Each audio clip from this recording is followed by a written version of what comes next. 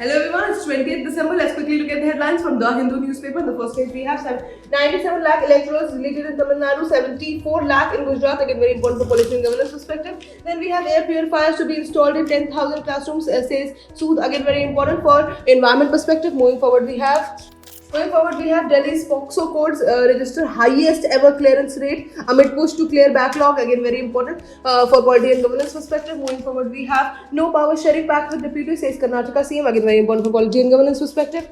Moving forward we have the long path from wreckage to recovery, again very important for disaster management perspective.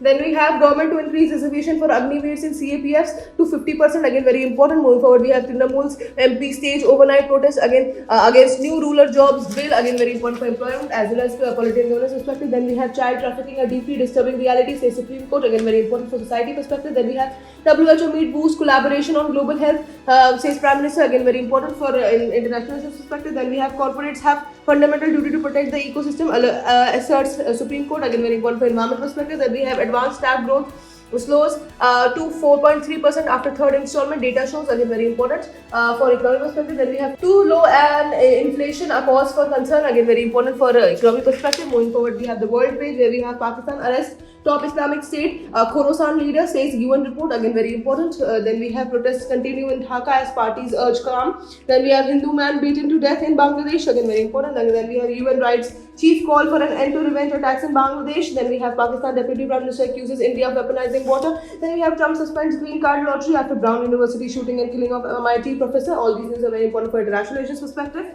And that is it for today. I will see you in another video. Until then, bye bye. Take care.